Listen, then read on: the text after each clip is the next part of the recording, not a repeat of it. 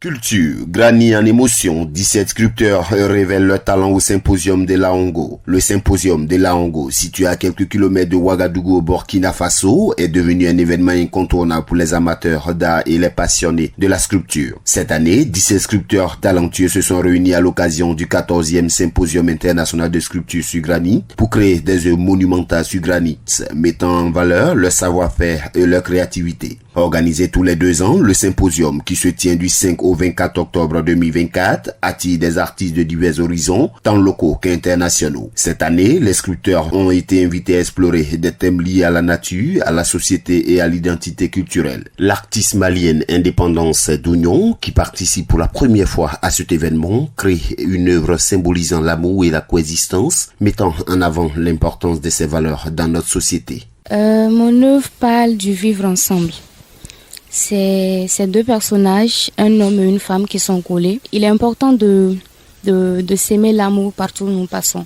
C'est une belle expérience pour moi de pouvoir rencontrer d'autres artistes, échanger. Le granit, matériau noble et résistant, offre des opportunités infinies aux artistes. Équipés de leurs outils, les sculpteurs transforment des blocs bruts en œuvres d'art fascinantes. Karim Tapsoba, sculpteur burkinabé et vétéran de 3 éditions du symposium, illustre la communication à travers les traditions ancestrales. Il souligne que les antennes représentent l'évolution des échanges en passant de la transmission orale à l'ère moderne et technologique, suivant l'artiste burkinabé. Dans la tradition de la communication de bouche à oreille, ça c'est la tradition de la communication.